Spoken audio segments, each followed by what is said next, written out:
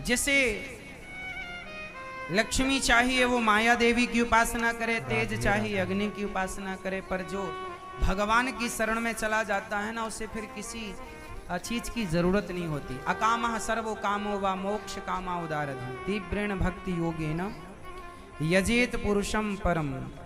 जो भगवान की शरण में चला जाता है उसे सब मिल जाता है। सुखदेव भगवान ने भगवान की स्तुति की। नमः परस्मै पुरुषाय भूयसे सदुद्भव स्थान निरोध लीलया ग्रहीत शक्ति तृतीयाय देहिना मंत्र भवाय अनुपलक्ष्य वर्तमय। नमः परस्मै पुरुषाय भूयसे। हे प्रभु, हे पुरुषोत्तम भगवान, आपके चरण कमलों में कोटि कोटि प्रणाम। जो आप संसार की उत्पत्ति पालन और संहार करने वाले हैं, ऐसे भगवान जो लीला के लिए धरती पर आते हैं और सत्व रज तमो गुण इन शक्तियों को स्वीकार करके और शरीर धारण करके भगवान के भक्तों के सुख के लिए आप लीला करते हैं। जब भगवान नारायण की नाभि से कमल हुआ और कमल में ब्रह्मा जी प्रकट भये और ब्रह्मा जी ने जब सृष्टि उत्पन्न की तो ब्रह्मा जी ने किस प्रकार से सृष्टि उत्पन्न की, सुखदेव भगवान वो सब समझाएं। उसके पहले राजा परीक्षित ने पूछा कि हे गुरुदेव भगवान, 10 लक्षणों का वर्णन किया। अत्र सर्गो विसर्गश्च स्थानम पोषणमूतया मनवंतरेशानुकथा निरोधो मुक्तिराश्रय। राधे राधे। सबसे पहले जब भगवान धराधाम छोड़कर गए, देखो शांति दूत बनकर आए, दुर्योधन के पास नहीं माना। जब लीला पूरी करके भगवान धराधाम छोड़कर गए और जाते समय भगवान ने विदुर जी को याद किया। विदुर जी मैत्रेय जी के पास गए और पूछा कि प्रभु भगवान धरती पर क्यों आते हैं। भगवान मेरे घर भी आए और मेरे घर भगवान देखिए ऐसे हैं कि छिलकों का भोग लगाए। दुर्योधन की मेवा त्यागी साग विदुर घर खाई, सबसे ऊंची प्रेम सगाई। सबसे ऊंची प्रेम सगाई। सबसे ऊंचा क्या है? प्रेम। सबसे ऊंचा प्रेम है। प्रेम से ऊंचा कुछ नहीं है। भगवान दुर्योधन के 56 भोग को छोड़कर और 56 भोग छोड़कर क्या खाते हैं भगवान विदुरानी के घर जाकर? क्या खाते हैं भगवान श्री कृष्ण विदुरानी के घर? क्या खाए? छिलकों का भोग, केले के छिलके छील छील करके फल तो फेंकती जाती, छिलका देती जाती, भगवान छिलकों को ग्रहण करते जाते। भगवान भावग्राही जनार्दना, भगवान भाव के भूखे। किसके भूखे हैं भगवान? भाव से ऊंचा कुछ नहीं है मेरी माँ। राधे राधे। भगवान को भाव से दे दो और भगवान भाव से ग्रहण कर ले, बस हो गई। विदुरानी के छिलकों को भोग लगाकर भगवान आगे बढ़े। सृष्टि क्यों उत्पन्न करते हैं? भगवान अपने आनंद के लिए। आपने एक गाना सुना होगा, आपने गाना सुना होगा, दुनिया बनाने वाले काहे को दुनिया बनाई। दुनिया बनाने वाले तूने दुनिया क्यों बनाई और क्या तेरे मन में समाई? क्यों तूने दुनिया बनाई? काहे को दुनिया बनाई? अच्छा, आपने कभी इस पर विचार किया? कहां से कथा सुन रहे? भैया मैया आप बताओ, पीछे वाली मैया बताओ, ये भगवान ने दुनिया क्यों बनाई? आप बताओ, ये भगवान ने दुनिया क्यों बनाई? हाँ, क्यों बनाई? भगवान ने ये दुनिया क्यों बनाई?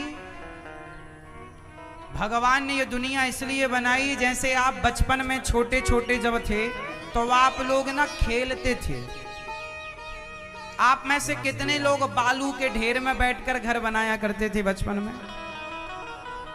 खेले हो कभी बचपन में? बालू के ढेर में बैठ जाते, बढ़िया घर बनाते, खेलते, और जब खेल हो जाता तो उसे तोड़ करके घर चले जाते। तो बच्चा जब खेलता है और खेल खेल में अपने खिलौने और घर बनाता है, तो बताओ क्यों बनाता है? वो अपने आनंद के लिए। क्यों बनाता है? अपने आनंद के लिए। जैसे वो बच्चा अपने आनंद के लिए अपना घर बनाता है, खेलता है, उसी तरह भगवान अपने आनंद के लिए ये संसार की रचना करते हैं, संसार बनाते हैं। भगवान अपने ये भगवान का खेल है। हम भगवान की पुतली हैं, हम सबको नचाने वाले। जैसे पुतली होती ना, कठपुतली, वो नचाता, नचाने वाला धागा हाथ उंगलियों में लगा के नचाता है। हम जितने लोग हैं, हम सब ईश्वर की कठपुतली हैं। हम जो नाच रहे हैं ना, इनके इशारों से नाच रहे हैं।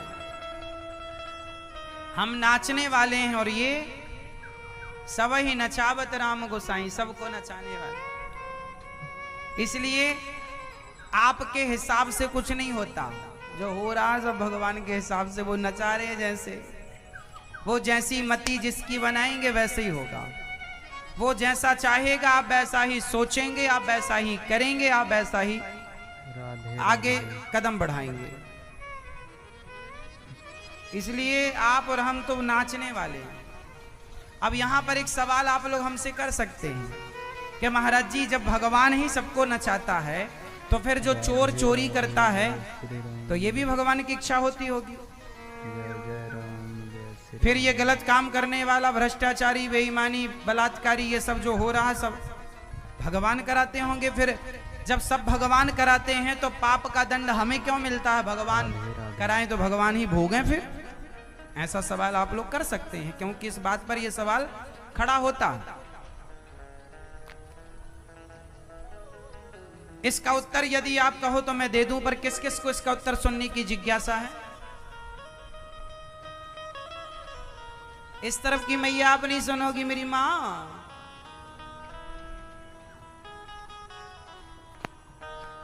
मैया, ओ मेरी मां, सुनोगी? तो फिर सुनो।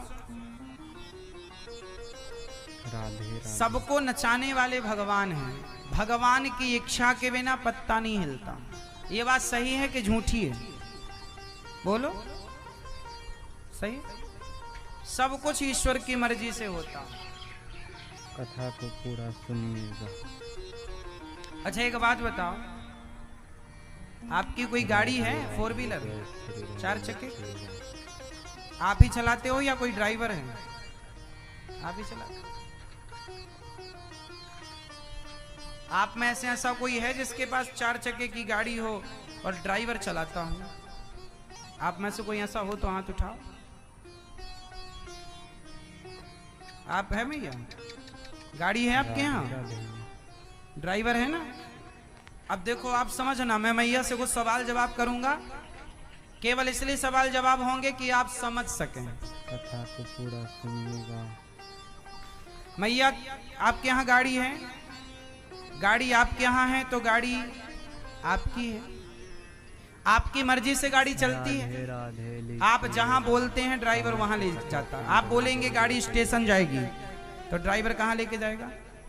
आप बोलेंगे गाड़ी एयरपोर्ट ले जाना है, तो ड्राइवर वहां ले जाएगा। आप बोलेंगे गाड़ी सब्जी मंडी ले जाओ, सब्जी गाड़ी बस स्टैंड ले जाओ, गाड़ी आपकी है, मालिक आप हैं। तो गाड़ी जहां आप चाहते हैं, गाड़ी आपकी मर्जी से चलती है। ड्राइवर चलाता जरूर है, पर ड्राइवर अपनी मर्जी से नहीं चलाता। वो आपकी मर्जी होगी तब ना जाएगा, आपकी परमिशन होगी तब जाएगा। तो ये बताओ कि गाड़ी आपकी मर्जी से चलती है, हाँ या ना? हाँ, गाड़ी आपकी मर्जी से चलती है, गाड़ी के मालिक आप हैं। लेकिन गाड़ी एक दिन एक गड्ढे में गिरा दी ड्राइवर ने, गाड़ी का एक्सीडेंट कर दिया ड्राइवर ने। तो गाड़ी तो आपकी मर्जी से चलती थी, जहां जाती थी आपकी मर्जी से। तो आज गाड़ी गड्ढे में गिर गई, एक्सीडेंट हो गया, गाड़ी को जरा सी चोट आ गई, तो बताओ क्या ये आपकी मर्जी थी? गाड़ी आपकी इच्छा से चलती थी, लेकिन गाड़ी गड्ढे में गिर गई, ये आपकी इच्छा नहीं थी। जरूर बताइएगा। बोलो हाँ, गाड़ी आपकी मर्जी से चलती है, पर गाड़ी गड्ढे में गिर गई, ये आपकी इच्छा, आपकी मर्जी नहीं थी। ये ड्राइवर के पास ब्रेक और एक्सीलेटर दोनों होता, कंट्रोलिंग ड्राइवर के पास। उसी तरह ये संसार भगवान की मर्जी से चलता है, जैसे गाड़ी आपकी मर्जी से चलती है, आपकी गाड़ी आपकी मर्जी से, ऐसे संसार भगवान की मर्जी से। पर गाड़ी गड्ढे में गिरी तो आपकी मर्जी नहीं थी। उसी तरह जब संसार भगवान की मर्जी से चलता, आप हम भगवान की मर्जी से चलते हैं, पर जब आप कोई गलत काम करते हैं, जब कोई गलत काम करते हैं तो वो भगवान की मर्जी से नहीं होता, वो आपकी मर्जी से, क्योंकि आपके पास सही और गलत को जानने पहचानने की ईश्वर ने समझ दे रखी। जैसे गाड़ी में ब्रेक और एक्सीलेटर हैं, उसी तरह आपके पास भी ये समझ है कि क्या सही है और क्या गलत है। मैं आपसे कहूं कि आग में हाथ डाल दो, तो क्या आप आग में हाथ डाल देंगे क्योंकि आपको पता है कि जल जाएंगे? गलत है। इसका मतलब यह हुआ कि संसार भगवान की मर्जी से चलता है, पर भगवान ने आपको थोड़ी बुद्धिमान बनाकर, बुद्धि देकर आपको स्वतंत्र कर दिया कि भाई आप अपने जीवन के छोटे मोटे निर्णय, सही गलत निर्णय लेना खुद आपको देखना है। गाड़ी तो मालिक की मर्जी से चलती है, परंतु ब्रेक कहाँ लगाना है, एक्सीलेटर कहाँ दबाना है, ये मालिक की मर्जी। मालिक ना बताएगा कि ब्रेक लगाओ क्या, भैया वो तुम ड्राइवर हो, तुम तो जानते हो चलाना, तुम अपने हिसाब से चलाओ। उसी तरह ईश्वर ने आपको बुद्धि दे करके, आपको पता है कि क्या सही है क्या गलत है, आपको पता है कि चोरी करना गलत है, आपको पता है किसी बहन बेटी को छेड़ना गलत है। जब पता है तो क्यों गलत काम किया? क्या पता नहीं था? क्या बलात्कारी को पता नहीं होता कि ये काम कर रहे हैं वो गलत है? क्या चोर को पता नहीं होता कि जो कर रहे हैं वो गलत है? जब पता था तो क्यों किया? वो किया तुमने है तो भोगना तुम्हें पड़ेगा, भगवान थोड़ी भोगेंगे। इसके जिम्मेदार भगवान नहीं है, क्योंकि भगवान ने आपको अक्ल दे रखी है। सही गलत का निर्णय आप ले सकते हैं, हाँ या ना? तो संसार भगवान की इच्छा से चलता है, भगवान की मर्जी के बिना पत्ता भी नहीं हिलता। पर आप जो निर्णय लेते हैं वो आप अपने विचार से, इसलिए कहते हैं बिना विचारे जो करें सो पाछे पछताएं। इसलिए काम करो तो विचार से करो। किससे करना चाहिए काम? आप विचार से करते हैं काम? भैया आप विचार से करते हैं काम? तो बिना विचारे जो करें सो पाछे पछताएं, और काम बिगाड़े आपनो जग में होए हंसाएं।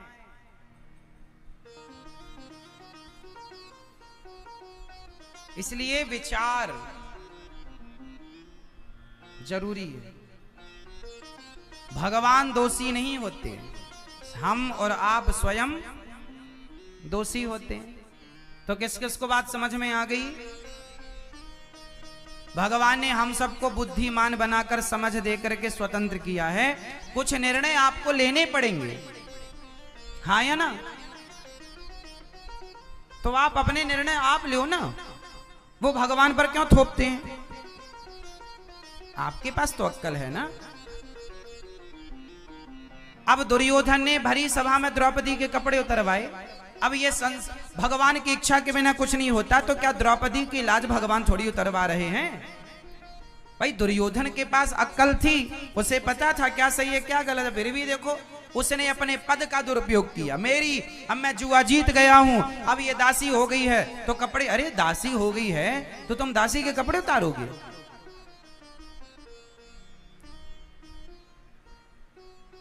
गलत था ना।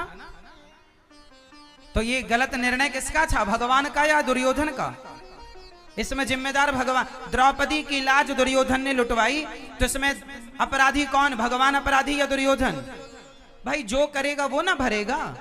तुम्हारे पास अक्ल है, सही गलत का समझ है, तो अपना लो ना निर्णय। भगवान दोषी थोड़ी हो जाएंगे।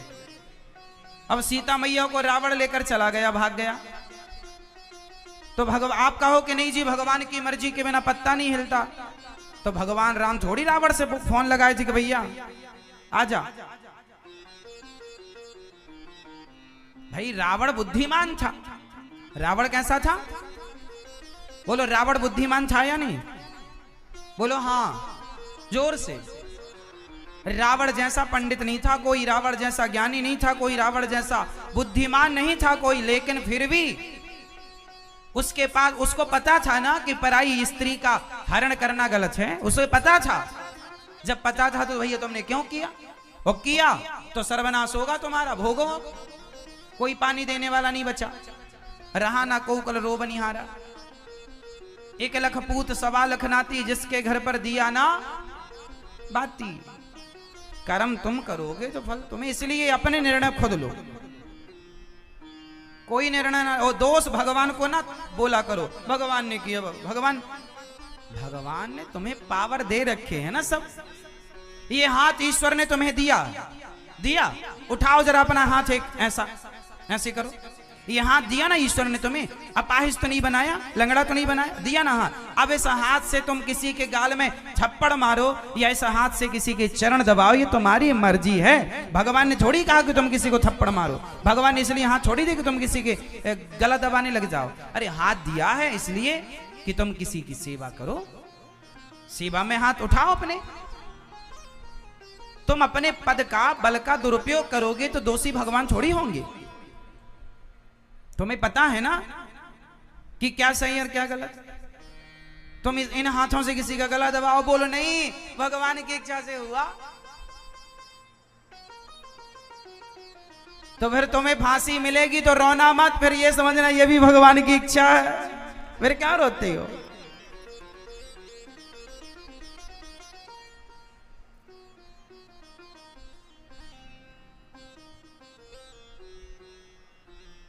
इसलिए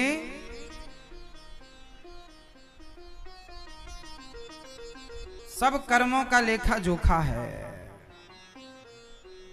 कर्मों के हिसाब से ही हम सबको सब चीजें प्राप्त होती हैं। भगवान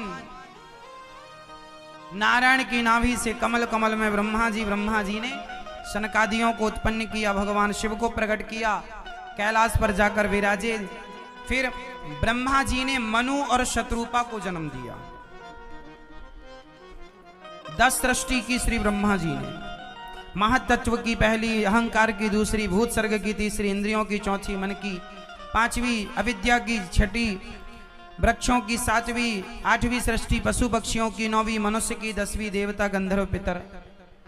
हम ब्रह्मा जी की 9वीं सृष्टि हैं, हम मनुष्य। मनु और शत्रुपा का प्राकट्य हुआ। ब्रह्मा जी के शरीर में दाहिने अंग से मनु, वाम अंग से शत्रुपा। पृथ्वी की स्थापना थी नहीं, हिरण्याक्ष पृथ्वी को रसातल में ले गया, भगवान वाराह प्रकट हो गए और हिरण्याक्ष को मारकर पृथ्वी की स्थापना की। बोलिए वाराह भगवान की जय। वाराह भगवान ने प्रकट होकर पृथ्वी को स्थापित किया, ब्रह्मा जी से प्रकट हुए और लीला पूरी की भगवान ने।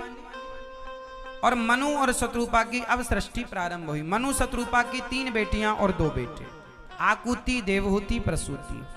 आकुति का विवाह रुचि प्रजापति से, देवहूति का विवाह करदम जी से। आकुति के यहां यज्ञ भगवान प्रकट हुए, देवहूति के यहां कपिल भगवान प्रकट हुए।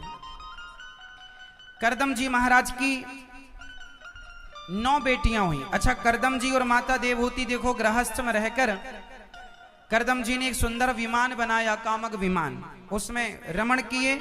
9 बेटियां हुई।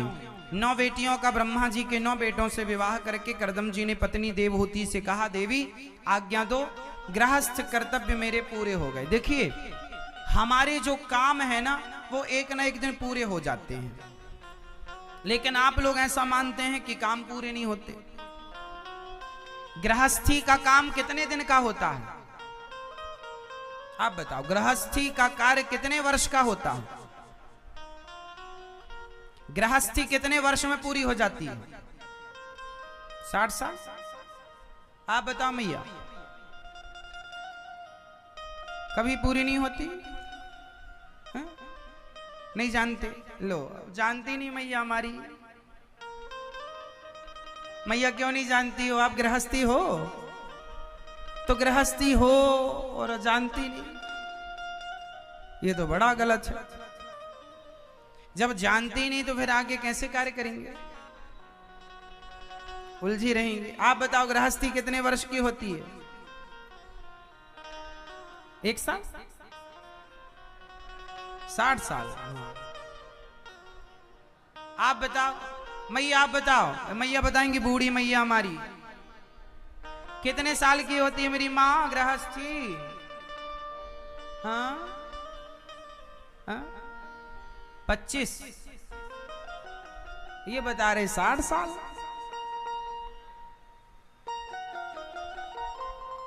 पीछे वाली मैया बताएंगी, चश्मा वाली मैया कुर्सी पे बैठी हैं। हाँ मेरी मां बताओ, 60, 50। गृहस्थी होती है 25 वर्ष की। 25 वर्ष गृहस्थ, 25 वर्ष ब्रह्मचर्य, 25 वानप्रस्थ, 25 संन्यास। तो टोटल यदि जोड़ा जाए तो 50 साल की जब आपकी उम्र हो जाए, 55 की हो जाए, और हम कहते हैं 60, जब आपकी आयु 60 साल की हो जाए, आपकी बेटी का जब विवाह हो जाए, बेटे का जब विवाह हो जाए, तो मान लो कि अब आपकी गृहस्थी का कार्यक्रम पूरा हुआ। बेटी और बेटों का विवाह संपन्न हो गया तो मतलब आपकी गृहस्थी का कार्य पूरा।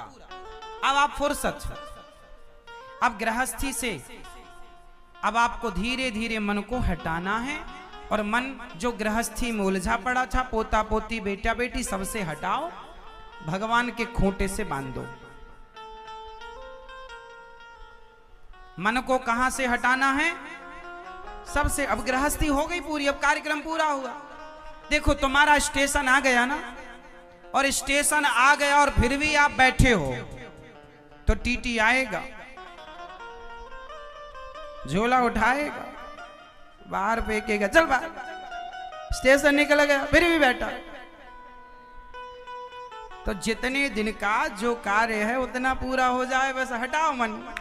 और आप लोगों की गलती देखो क्या है, आपका स्टेशन तो कब का आया पड़ा, लेकिन आप उतरने का नाम ही नहीं लेते। गृहस्थी में बेटा बेटी का विवाह हो गया, अब चलो वृंदावन, चलो जगन्नाथ जी, बद्रीनाथ जी, द्वारिकाधीश जी, चलो तीर्थ यात्रा में। अब नहीं निकलेंगे तीर्थ यात्रा में, तो कब निकलोगे भैया? फिर बुढ़ापे में, ज्यादा बूढ़े में तीर्थ यात्रा भी नहीं होगी। हाथ पांव जब चल रहे हैं तो तीर्थ यात्रा कर लो। आज के जमाने में भगवान का भजन जवानी बुढ़ापी का रहा, जवानी में रहा बुढ़ापे की शुरुआत, बुढ़ापा के अंत में तो आप तीर्थ कर ना पाओगे। भीड़ इतनी होती है, कहीं बीच में दबके मर जाओगे। जैसे हमारी मैया तो गई है, देखो सो रही है बेचारी मस्त। तो ये उम्र में छोड़ी बैठा जाता है 3-3 घंटे।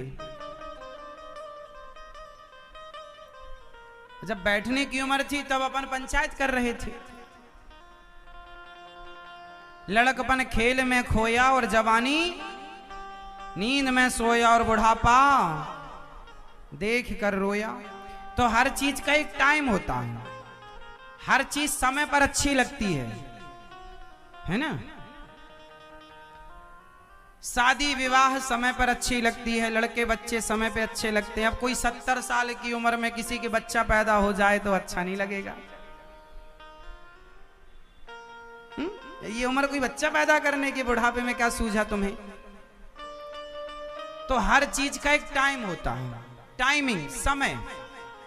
समय से पढ़ना लिखना अच्छा लगता है, समय से खेलना कूदना अच्छा लगता है, समय से जागना और समय से सोना अच्छा लगता है, समय से शादी विवाह अच्छी लगती है, समय से बच्चे पैदा हो जाएं अच्छा, समय से बच्चों का विवाह हो जाए, और समय रहते ही समय से आप घर परिवार से मन हटाएं और समय से भगवान में लग जाएं। अब आपका ना ये भगवान में लगने का समय ही नहीं आता और पूरा समय निकल जाता है। एक बार आप लोग गृहस्थी के चक्रव्यूह में घुसते तो हैं, पर अभिमन्यु की तरफ घुस जाते हैं। सो रहे हैं क्या? निकलते नहीं।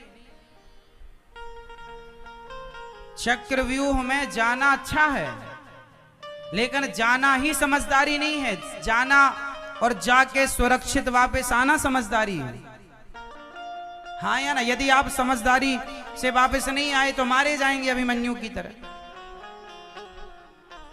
इसलिए गृहस्थी के चक्रव्यूह में जाओ, शादी करो, पत्नी के संग रहो, जिम्मेदारियां पूरी करो, माँ बाप की सेवा करो, बच्चों को पढ़ाओ लिखाओ, संस्कारी बनाओ, बच्चों को खड़ा करो पांव में, और फिर जैसे गए थे वैसे वापस रिटर्न भगवान की तरफ। कार्य करने गए थे ना, आप गृहस्थी में उलझने कब गए थे? आप गृहस्थी का कार्य करने गए थे, करके आओ वापस। लेकिन जितने गए लौटा कोई नहीं, जितने गए मेरी माँ लौटा कोई नहीं। मैया ओ मेरी माँ आप लौटी नहीं? महाराज पोता सुनता नहीं है, ये मैया देखो गई है लौटी नहीं। बेटे से निकली तो पोते में उलझ गई, पोते से पर पोता, नाती पोता संती अंती, ना जाने सोने की नसैनी में चढ़कर दादी अम्मा झांकती है। देखो जरा कितनी मोह माया, मतलब वहीं मरेंगे वहीं सड़ेंगे। समय से निकलो। हम ये नहीं कहते कि घर छोड़ दो, हमने घर छोड़ने का कभी नहीं कहा। हमारी बातों का मतलब ये नहीं है कि आप घर छोड़, हम ये नहीं कहते घर छोड़ो, हम ये कहते हैं घर पर ही रहो, पोता पोती बेटा बेटी के साथ ही रहो, पर शरीर से रहो, मन से तो सदा भगवान के चरणों में रहो। शरीर कहीं भी हो फर्क नहीं पड़ता, मन भगवान में। आप लोग क्या करते हैं? मन भी पोता में लगा, मन भी पोती में लगा, मन बेटी में लगा, मन बेटे में नहीं। मन सबसे हटाओ, मन भगवान में लगाओ। शरीर कहीं भी हो, बुढ़ापा आ रहा है, 50 साल पूरे हो गए, बच्चे हो गए शादीशुदा, अब तो गोविंद मेरो है, अब ये बेटी मेरी है। मैया तो गाना गाती है। मैया कौन सा गाना गाती है मेरी माँ? मैया गाना गाती है, ये बेटा मेरा है, ये बेटी मेरी है, ये पोता मेरा है, ये पोती मेरी है, ये घर मेरा है, ये खेती मेरी है।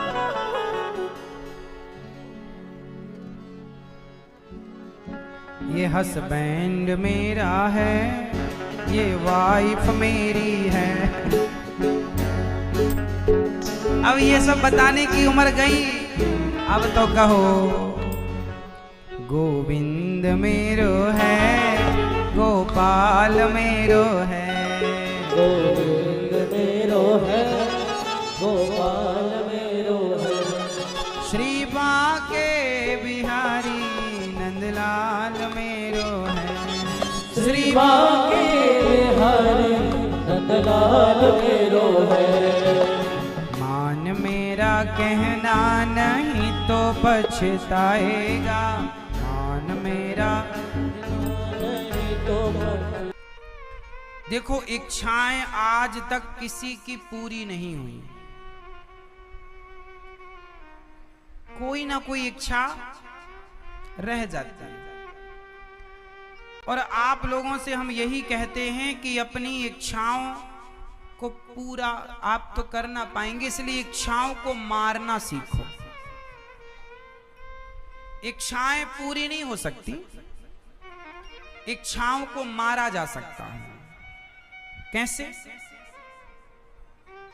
जैसे किसी को शुगर की बीमारी है ना मेरी माँ, जैसे किसी को शुगर है और उसे मिठाई खाने का बहुत मन है, रबड़ी खाने का मन है, और सामने रबड़ी रखी है, रबड़ी खाने का मन भी है और रबड़ी रखी भी है,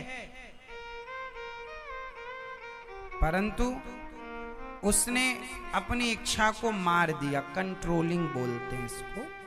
नहीं, हम खाएंगे रबड़ी तो शुगर हाई हो जाएगी, मर भी सकते हैं। तो उसने रबड़ी नहीं खाई और अपनी इच्छा को उसने मार दिया। तो मार देना इच्छा को, उसने इच्छा को मार दिया तो उसके प्राण बच गए। यदि इच्छा को ना मारता तो प्राण चले जाते। तो वो सुखी हो गया, रबड़ी ना खाने से वो सुखी हो गया कि उसको ज्यादा, क्योंकि हाई हो जाएगा ना शुगर तो उसे तकलीफ ज्यादा होगी, मर भी सकता है। तो मतलब वो सारे दुखों से बच गया। अपनी एक इच्छा को मार दी उसने तो तमाम दुखों से बच गया। बोलो हाँ। तो जीवन में जो समझदार होता है वो अपनी इच्छाओं को मार देता है।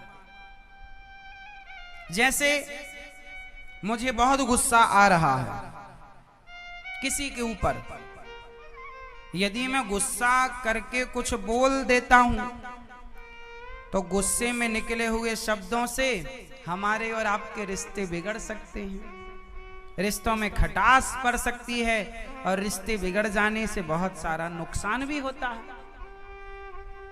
बोलो हाँ। तो मैंने क्या किया, अपने गुस्से को मार दिया, कंट्रोल। तो कंट्रोलिंग जरूरी है, मारना। इच्छाएं सबके अंदर होती हैं, लेकिन कोई अपनी इच्छा को मार पाता है तो किसी किसी की इच्छाएं ही उसे मार देती हैं। या तो इच्छा आपको मारेगी या तो आप इच्छा को मार दो। कौन सा ऑप्शन बेस्ट है? इच्छा आपको मार दे ये ठीक है, या आप इच्छा को मार दें ये ठीक है? मैया, ओ मेरी प्यारी माँ, हाँ क्या हो गया? टुप्पी टाप रहना।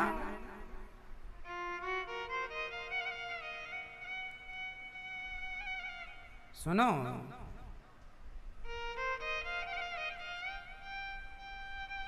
बच्चों को डराया मत करो बाबाओं संतों से, नहीं वो संतों से डरने लग जाएंगे। रोना मत, बाबा जी पकड़ के ले जाएंगे। बाबा बच्चों का क्या करेगा? एक बार डर बैठ गया तो वह सदा संतों से डरेगा। इसलिए बच्चों को साधु संतों के नाम पर जो आप डराते रहते हैं ना, और जल्दी सो जा नहीं बाबा पकड़ के ले जाएगा। ऐसे में संतों से डर जाते हैं बच्चे, अरे बाबा तो पकड़ के ले जाएगा। इसलिए संतों के प्रति उनके अंदर आदर हो, सम्मान की भावना हो। ऐसे बचपन से संतों की शरणागति कराओ। अच्छा है? चलो सुनो, तो हम इच्छाओं को मारें या इच्छा हमें मार दे, कौन सा ऑप्शन अच्छा है? भैया आप बताओ। इच्छाएं हमें मार डालें उसके पहले हम इच्छाओं को मार दें, ये समझदारी है। मेरी भी इच्छा होती है जलेबी खाऊं, मेरी भी इच्छा होती है कभी कभी कि बढ़िया रबड़ी खाऊं, पर इच्छा होती तो है पर मैं खाता नहीं हूं, होने के बाद भी नहीं खाता। जरा सा खा के अपनी इच्छाओं को कंट्रोल करना पड़ता, क्योंकि खा तो लेंगे लेकिन फिर उसको खाने से शरीर का संतुलन बिगड़ जाता है। हमारा शरीर ना हमारे हिसाब से होता है, हम जैसा बनाना चाहें हमारा शरीर वैसी चीजों का आदी हो जाता है।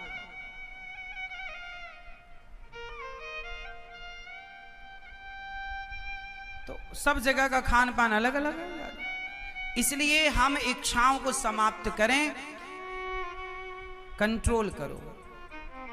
तो आज से कितने लोग अपनी इच्छाओं को कंट्रोल करेंगे? और जिसके इच्छाएं, आपकी इच्छाएं यदि आपके कंट्रोल में है, आपका मन यदि आपके कंट्रोल में है, आपके कहने से आपका मन चलता है, इस संसार में वही व्यक्ति सुखी है जिसका मन उसके वश में है। मन वश में तो सुखी, मन ही वश में नहीं। महाभारत जीतने के पहले अर्जुन को अपनों से युद्ध लड़ने से पहले अपने से लड़ना पड़ेगा। अपनों से लड़ने के पहले अपने से लड़ना पड़ेगा, औरों से लड़ने के पहले खुद से लड़ना पड़ेगा। ये लड़ाई खुद की लड़ाई खुद से, खुद की लड़ाई, स्वयं की लड़ाई। मेरी आंख कहती है ये देखो, मैं कहता हूं नहीं वो नहीं देखूंगा जो तू देखना चाहती, क्योंकि तू गलत देखना चाहती। मेरे कान कहते हैं ये सुनवाओ, मैं कहता हूं नहीं मैं तुझे वो नहीं सुनवा सकता, क्योंकि तू गलत सुनना चाहता है। तो मैं किससे लड़ रहा हूं? मैं आप लोगों से लड़ ही नहीं सकता, क्योंकि आपसे लड़ने की फुर्सत ही नहीं, क्योंकि खुद से लड़ने से फुर्सत मिले तो आपसे लड़े। अभी तो खुद से लड़ाई चल रही है, खुद से ही अभी अपने आप को कंट्रोल कर रहे हैं धीरे धीरे। खुद से आंखों से लड़ना रहता है, आंख चाहती है देखो, नहीं सब नहीं दिखाएंगे तुझे, वो दिखाएंगे जो देखने। देख नहीं है तो भगवान के चरण देख, क्यों उल्टी सीधी चीज देखना चाहती है? सुन नहीं है कानों को तो कथा सुन, क्यों तुम अब जैसे आप लोग मोबाइल पे क्या क्या सुनते हैं, मुन्नी बदनाम हुई सुनते रहते हैं। अब ये सुनने जैसी चीज है कोई? पर आपके कानों को शीला की जबानी सुनते रहते हैं आप लोग। सुनना ही है तो भगवान की कथा सुनो, कीर्तन सुनो, भजन सुनो। देखना ही है तो कथा देखो, बिहारी जी के चरणों को देखो। क्यों किसी व्यर्थ को किसी को देखना ना? चलना ही है तो शराब की दुकान पर क्यों जाएं? चलकर चलकर चलना ही है तो चलकर मंदिर जाएं, चलकर भगवान के मंदिर में जाओ, पूजा आरती में सम्मिलित हो। तो अभी खुद से लड़ना है और अपने आप को जीतना है। तो आज से कितने लोग खुद से लड़ाई करेंगे? और जीतेगा कौन कौन? मैया आप ना लड़ोगी मेरी माँ, पीछे वाली मैया नहीं महाराज हम लड़ते ही नहीं हैं, हम बस अपनी सास से लड़ते हैं बस।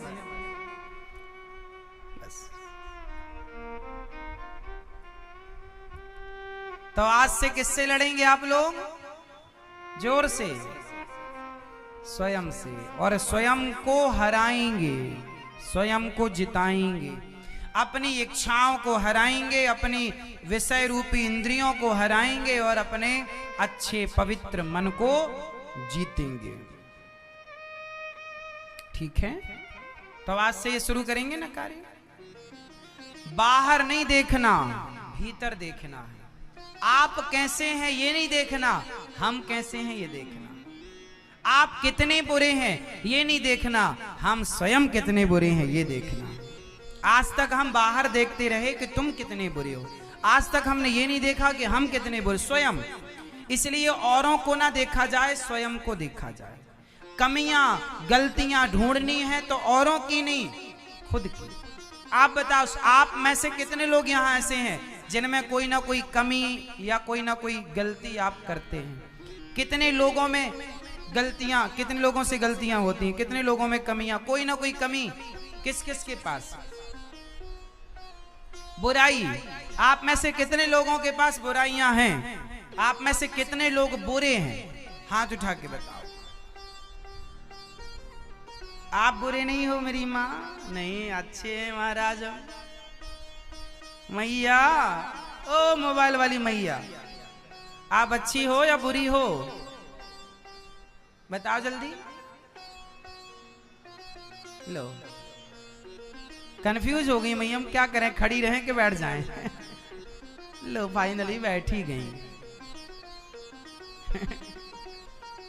चलो बताओ, आप अच्छी हो कि बुरी हो? अच्छे? बहुत अच्छी हैं। आप बताओ मैया, आप अच्छी हो कि बुरी हो? बोलो। हाँ, क्या है? बुरे हैं? कितने लोग बुरे हैं? सब बुरे हैं? मैया, आप ये पंचायती मैया देखो, वहां देख रही है। मेरी माँ, आप बुरी हो? बताओ मेरी माँ,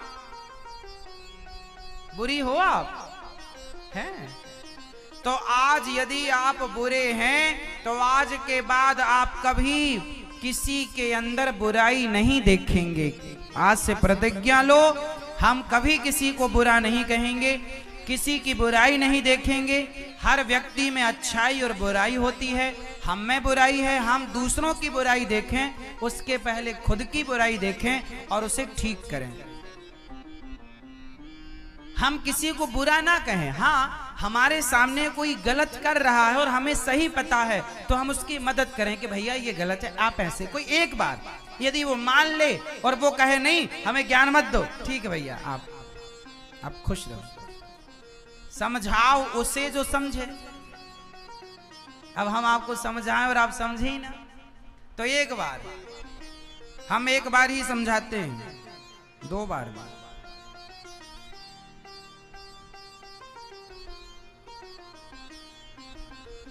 तो आप बुराई स्वयं की, बुरा जो देखन मैं चला, बुरा न मिलिया कोई, जो दिल खोजा आपनो हमसे बुरा ना। अपनी कमियां ठीक करो, अपने को जानो, अपने को पहचानो। आप अपने आप को ना जान पाए और जमाने को जानने की गारंटी लेते हो, है ना मेरी माँ। अंतर्मुखी सदा सुखी, बहिर्मुखी सदा दुखी। कपिल भगवान ने मां से कहा, मां मन को वश में करना हो तो संतों की संगति करो। तितिक्षवः कारुणिकाः सुहृदः सर्वदेहिनां, अजात शत्रवः शान्ता साधवः साधुभूषणा। संगति मां अच्छी करो, मन को मारो और धीरे धीरे मन को भगवान, सब में भगवान है ऐसा जानो। जो दिख रहा है भगवान मैं है। अहम सर्वेषु भूतेषु भूतात्मा अवस्थितः सदा। सिय राम मैं सब जग जानी, सर्वम खलविदम ब्रह्म। सब में भगवान है। आप लोग ये देखो कि सब में ईश्वर है। सबसे पहला अपना दृष्टिकोण बदलो। अभी हमें क्या लगता है, ये हमारा है, ये पराया है, ये अपना है, ये दूसरा है। नहीं, ये मत देखो कि कोई पराया है, कोई गैर है। नहीं, ना जाने किस रूप में नारायण मिल जाए। हर रूप में भगवान का दर्शन करो। चींटी का रूप है, हाथी का रूप है, स्त्री का रूप है, पुरुष का रूप है। सबके रूपों में भगवान हुई, भगवान को ही देखना है। हर रूप में कौन है? भगवान, उसके सिवा कुछ नहीं है। आप गलती क्या कर जाते हैं? आप कहते हैं ये आदमी अच्छा नहीं, ये स्त्री अच्छी नहीं, ये अच्छा है, ये बुरा है ना। अरे बुरा कौन है? सबके रूप में भगवान है। अच्छा बताओ, घड़ा छोटा हो या बड़ा, घड़े में, हर घड़े में माटी है या नहीं? कोई ऐसा घड़ा है जिस घड़े में माटी ना हो? क्या माटी के बिना घड़ा बन सकता है? बोलो। माटी का घड़ा है तो माटी के बिना कैसे बनेगा? घड़ा छोटा हो, लंबा हो, पतला हो, ऐचक बैचक कैसा भी हो, घड़े में मिट्टी तो है। जैसे प्रत्येक घड़े में माटी समाई है, ऐसे प्रत्येक प्राणी में भगवान समाये हैं। जैसे माटी से घड़ा बनता है, ऐसे भगवान से ही, भगवान रूपी मटेरियल से ही आप और हम बने हैं। जैसे सोने से, गोल्ड से आभूषण बनते हैं। कान का झुमका सोने का, माथे की बिंदिया सोने की, गले का हार सोने का, बाजूबंद सोने का, कमर की करधन सोने की, पांव की पायल सोने की, हाथ की चूड़ियां सोने की, बिछिया सोने की। मतलब आभूषण अनेक हैं, पर सब में क्या है? सोना। सोना ही आभूषण बना। जब आप कान के बाले को और गले के हार को भट्टी में डालेंगे तो आभूषण तो समाप्त हो जाएगा, पर सोना शेष बचेगा। क्योंकि आभूषण बनने के पहले भी सोना था, आभूषण में भी सोना है, और आभूषण नहीं रहेगा तो शेष क्या रह जाएगा? सोना। उसी प्रकार जब आप और हम नहीं थे तो भी भगवान थे, भगवान जब हम और आप हैं तो भी भगवान हैं, और जब हम नहीं रहेंगे तो शेष परमात्मा बचेगा। इसलिए भगवान का एक नाम है शेष। शेषावतार श्री लक्ष्मण जी। ईश्वर का नाम है शेष। शेष ईश्वर है और शेष कटता नहीं है, गणित का विषय है। तो शेष ईश्वर है, इसलिए शेष वही रह जाएंगे। हमारे भीतर भी जो ये जो पंच तत्व है ना, पृथ्वी जल वायु अग्नि आकाश से हम बने हैं। आप किससे बने हैं? आप किससे बनी मैया? आप किससे बनी हो? आप भी 5 चीजों से बनी हो ना, पृथ्वी जल वायु अग्नि और। अब ये बताओ, पृथ्वी के रूप में कौन है? ईश्वर ही है। वायु के रूप में कौन है? ईश्वर वायु के रूप में है। जल के रूप में कौन है? ईश्वर। अग्नि के रूप में कौन है? ईश्वर। और आकाश के रूप में कौन है? ईश्वर। तो जो पंच तत्व हैं वो पांचों तत्वों के रूप में भगवान ही तो हैं। अग्निस्तम, अग्नि भगवान है, जल भगवान है। नारायण का अर्थ क्या है? नार कहते हैं जल को, अयन कहते हैं ना जो जल में शयन करें, जो जल में आराम करें, जल में विश्राम करें, नारायण। जो जल में आराम करें, जल में विश्राम करें, वो नारायण है। नारायण जल में आराम करते हैं, जल में विश्राम करने से उनका नाम पड़ा नारायण। नार मतलब जल।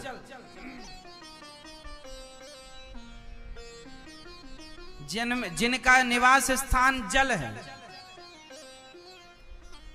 जल उनसे ही प्रकट हुआ। हाँ, तो पंच तत्वों से हम बने और पांचों तत्व भगवत स्वरूप हैं। तो हम किससे बने? भगवान से बने। और 5 तत्व मिट जाएंगे जब अग्नि संस्कार के बाद। 5 तत्व पांचों में जाके समा गए, हो गया क्रियाक्रम पूरा। छुट्टी, जहां से आए थे वहां वापस।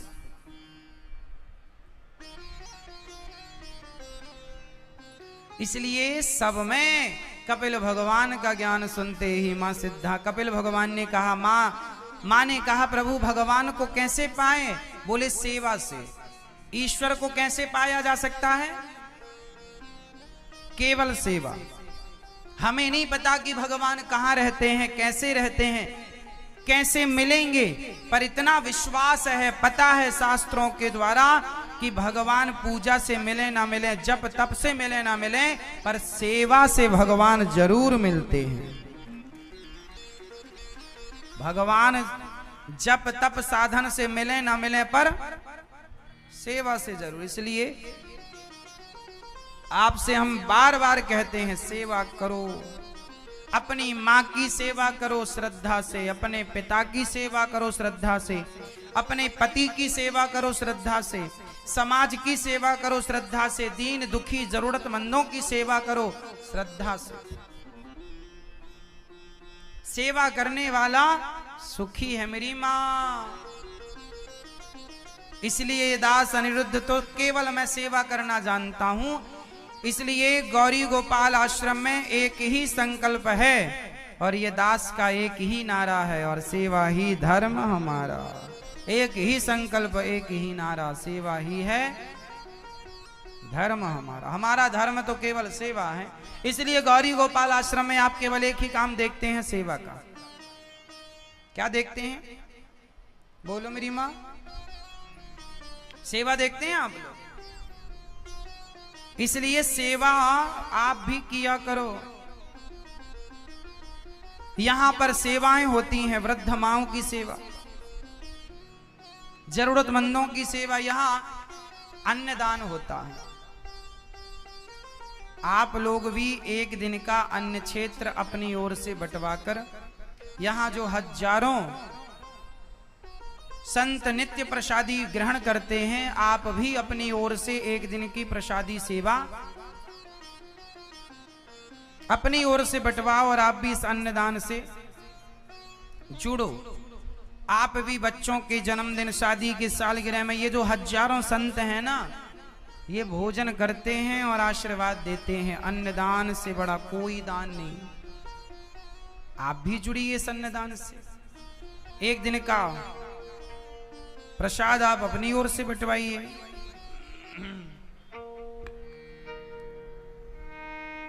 यहां पर गौरी गोपाल भगवान की रसोई चलती है, कोई भी आ जाए सबको पेट भर भोजन मिलता है। आप भी एक दिन की रसोई अपनी ओर से बंटवा कर इस पुण्य के भागीदार बने। देखो, जब आप अन्न दान करते हैं ना अपने बेटा बेटी के नाम से, पति पत्नी के नाम से, तो अन्न दान करने से आयु की वृद्धि होती है। जीवन में बिगड़ा हुआ काम बनता है किसी की मदद करने से। जब हम किसी के भूख को मिटाएंगे ना, तो भगवान हमारी भूख मिटाने के लिए बैठे हैं। जब आप किसी की सुनते हैं, तब भगवान आपकी सुनते हैं। आप किसी दीन दुखी की पुकार ना सुनो, तो भगवान आपकी क्यों सुनेंगे? इसलिए इन भक्तों को, अन्न क्षेत्र में संतों को आप भी एक दिन की प्रसादी अपनी ओर से बंटवा कर, और एक दिन की प्रसादी बंटवा कर एक दिन की रसोई सेवा आप अपने हाथ से करो। अपने बेटा बेटी के नाम से बंटवाओ अन्नदान। यहाँ नित्य सेवा है। 30,000 लोग पर डे प्रसाद पाते, लगभग, कभी कम ज्यादा, 1000, 2000, 5000, कभी ज्यादा कभी कम। जैसे लोग आएंगे वैसे सबके लिए। बात ये नहीं है कि यहाँ कितने लोग प्रसाद पाते हैं, बात यह है कितने भी आ जाएं, सबको यहाँ पेट भर भोजन मिलता है। चाहे 10,000 आए, 50,000 आए, 1,00,000 लोग आ जाएं, तो 1,00,000 लोगों के लिए प्रसादी तैयार है। सवेरे 8 बजे से रात्रि के 10 बजे, 12 बजे, मतलब दिन भर कभी भी आओ आपको भोजन मिलेगा गौरी गोपाल आश्रम। कभी भी आकर देख लेना। क्यों जी, मिलता है। ये बात सही है या झूठी है? कितने लोग मानते हैं ये बात सही है? कितने लोगों ने प्रसाद ग्रहण किया, देखा कितने लोगों ने? इन सब ने। तो ये सेवा है, केवल बताई नहीं जाती, करके दिखाई जा रही है। आप स्वयं करके अपने हाथ से कीजिए और आकर देखिए। यदि आपको कोई संदेह है, डाउट है, तो क्लियर कीजिए। और आप भी जुड़िए। आज मैं आपका परिचय एक माँ से कराऊंगा। एक ऐसी माँ जिनके 2 बेटे और 1 बेटी है। 2 बेटों के होते हुए माँ दर दर की ठोकर खाने को मजबूर हुई। बेटा सेवा नहीं करता। जिस माँ ने 2 बेटों को पाल पोस कर बड़ा कर दिया, उन 2 बेटों से एक माँ की सेवा नहीं हो पा रही, 2 वक्त की रोटी नहीं निकाल पा रहे हैं माँ के लिए। कैसी विडंबना है ना। मैया कहाँ से आई हो मेरी माँ? नासिक से। नासिक। कौन कौन है आपके घर में? 2 बेटे है, बहू है, पोता है, पोती है, सब कुछ है। तो सब हैं पर सेवा नहीं करते क्या? नहीं करती। क्या कहते हैं? मेरा छोटा बेटा शराब पीता है, मारता है। आपको मारता हाँ, है? मारता है। हाँ। और दोनों की शादी हो गई? हाँ, दोनों के साथ बच्चे हैं फिर। दोनों के बच्चे। हाँ, बच्चे हैं।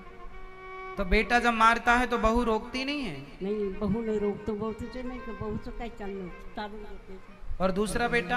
दूसरा बेटा बहुत अच्छा है, पति की पत्नी नहीं ना रहने देती। अच्छा, दूसरा बेटा अच्छा है पर पत्नी नहीं रहने देती। दोनों को झगड़ा होता है। तो पत्नी क्या बोलती है? पत्नी बोलती है इसको गांव में भेजो, छोटे बेटे को।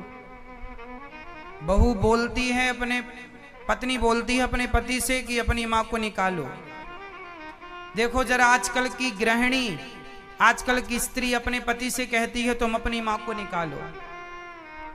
कल जब तुम्हारी बहू आएगी, तुम्हारा भी बेटा है, फिर वो भी कहेगी कि इस बुढ़िया को निकालो। फिर इसलिए ईश्वर के घर ना देर है, थोड़ा बच के चलना है। ये देखना है कि जो हम बोएंगे वो हमें ही मिलेगा। जैसी करनी वैसी भरनी।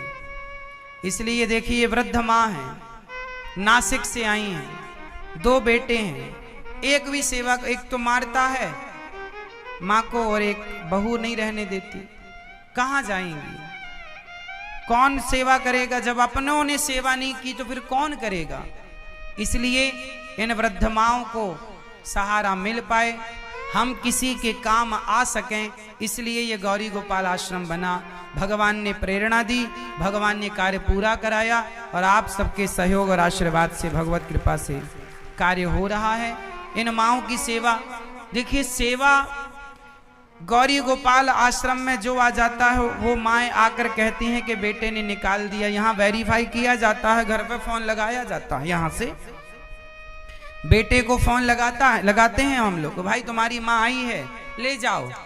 बेटा लेकर चला जाता है तब तो ठीक है, जब बेटा नहीं लेकर जाता और जब बेटा कहता है कि हम नहीं ले जाएंगे, जब उल्टी बातें करता है तब फिर माँ को यहाँ रखा जाता है, ये सोचकर कि ये माँ जरूरतमंद है। यहाँ डायरेक्ट कोई माँ आए तो ऐसे नहीं, पहले घर में फोन लगाया जाता है, घर पे पूछा जाता है कि आपने अपनी माँ को क्यों निकाला, क्यों नहीं रखना चाहते। पहले तो हम समझा बुझा के ठीक करते हैं कि भाई ले जाओ माँ की सेवा करना।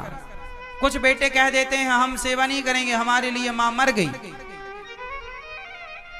अब आएगी तो हम धक्के मार के निकाल देंगे। जब ऐसे शब्दों का प्रयोग करते हैं तब माँ को फिर हम भेजते नहीं हैं और फिर यहीं रखते हैं। जब कभी बेटे का हृदय परिवर्तन होता है, कई बार कई बेटे आते हैं और फिर अपनी गलती को स्वीकार करते हैं और अपनी माँ को ले जाते हैं तो भेज देते हैं कि ठीक है अब गलती ना करना।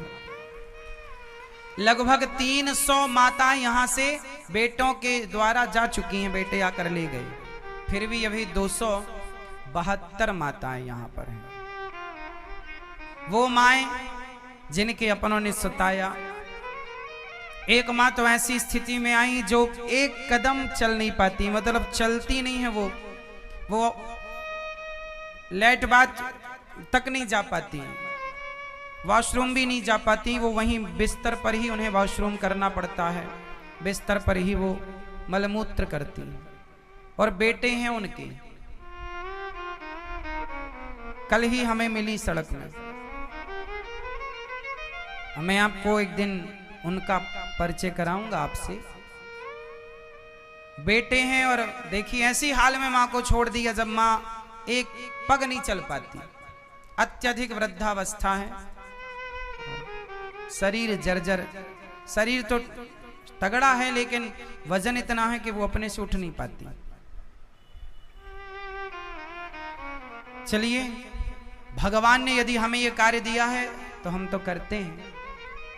माँओं को समय से नहलाना, उनको मलमूत्र साफ करना से लेकर के पूरी उनके बालों में तेल लगाना, कंघी करना, उनको कपड़े पहनाना, सारी सेवाएं यहाँ गौरी गोपाल आश्रम में जो एक बेटे को अपनी माँ के लिए करना चाहिए वो ये दास करता है, इस भाव से कि यही इंसानियत का परिचय है। इस सेवा से बड़ी कोई सेवा नहीं है, इंसानों की सेवा से बड़ी। अरे इंसानों में जिसने भगवान को नहीं देखा वो भला पत्थर में भगवान को क्या पाएगा, पत्थर में ईश्वर को क्या देखेगा। इसलिए पहले अपनी माँ में भगवान को देखो, पिता में भगवान को देखो, फिर तुम्हें कण कण में ईश्वर अनुभव होगा।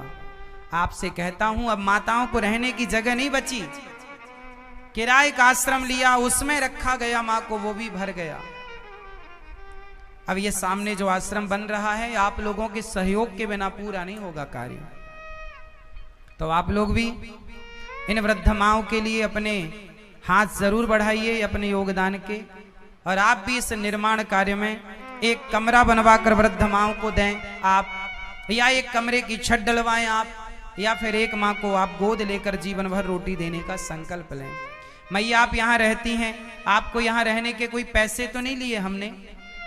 हाँ, नहीं, एक रुपया नहीं दिया। नहीं, आपको यहाँ कोई तकलीफ होती है? नहीं, बिल्कुल नहीं।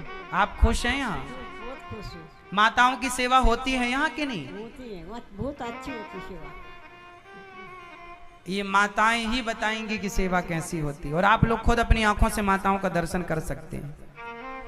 आप लोगों को मैं कहूंगा आधा घंटा एक्स्ट्रा काम करो, आधा घंटा ज्यादा कमाओ, ये सोचकर कि आपकी माँ गौरी गोपाल आश्रम में रहती है, और आधे घंटे की जो कमाई है वो इन वृद्ध माओं को समर्पित जरूर करना चाहिए आपको, थोड़ा थोड़ा। इन वृद्ध माओं के लिए आपसे जो बने, इनके खाने के लिए, इनके वस्त्र के लिए, इनकी दवाई के लिए, इनके रहने के लिए, आश्रम जो बन रहा उसके लिए ईंट, सीमेंट, सरिया, एक छोटा सा योगदान ही क्यों ना हो पर आपका होना जरूर चाहिए। बस इन माओं के लिए यहाँ पर गाय रहती हैं, गौ माता की सेवा गौरी गोपाल गौशाला में। गायों का जो दूध है वो दूध हमारी वृद्ध माताएं पीती हैं। और यहाँ गौरी गोपाल गुरुकुल में बच्चे रहते हैं, 100 बच्चे। उन बच्चों के लिए भी आप जो विद्यार्थी हैं, गरीब परिवार से हैं, उनको यहाँ रहने की, खाने की संपूर्ण व्यवस्था है। सब पुराण पढ़ रहे हैं, वेद पढ़ रहे हैं, जो भारतीय मूल शिक्षा रही, जो लुप्त ना हो जाए, उस शिक्षा प्रणाली को भी बचाए रखना हम सबकी जिम्मेदारी है। यहाँ तमाम सेवाएं होती हैं, आप सब देखो। आइए आप मैया बाप यहीं रहो, आपके या तीसरा बेटा बनकर ये दास सेवा करेगा, हम सब आपका बेटा बेटी बनकर सेवा करेंगे। आइए, आप में से कुछ दानवीर महापुरुषों ने इन माओं की पीड़ा, इन माओं के दर्द को समझा है और इन माओं के लिए अपने सहयोग के हाथ बढ़ाए हैं। आइए इन दानवीर महापुरुषों का नाम श्रवण करें, जिन्होंने कम से कम इन माओं के दर्द में, इनकी तकलीफ दूर करने के लिए अपने सहयोग के हाथ बढ़ाए। किसी की भूख मिटाने के लिए कुछ लोगों ने अपने अन्य क्षेत्र के लिए अपने सहयोग के हाथ बढ़ाए। नाम सुनते हैं दानवीर महापुरुषों की। बड़ी सुंदर पावन रस्म कथा का श्रवण सदगुरुदेव भगवान करा रहे हैं। एक बार जोरदार तालियां पूज्य सदगुरुदेव भगवान के लिए और उन पावन कार्यों के लिए जिनके माध्यम से ऐसी माओं को सहारा मिल रहा है, रहने के लिए छत मिल रही है और आप सबका प्यार और परिवार मिल रहा है। आइए, मैं तो यही निवेदन करूंगा कि अगर आप भी सामर्थ्यवान हैं और ऐसी माओं का सहारा बनना चाहते हैं तो आइए इन माओं का सहारा बने और हाथ पकड़कर बुढ़ापे का वो सहारा बने जो आशीर्वाद ही नहीं पुण्य भी हमें दिलवाएगा। आइए, आप में से किन्हीं दानवीर महापुरुषों ने अपने योगदान के हाथ आगे बढ़ाते हुए अपने आप को जोड़ा है। नाम सुनेंगे ऐसे दानवीर महापुरुषों के। आज के श्रेणी में बेबी ताई आप कुरुमदास जी काले चंद्रपुर से हैं। आप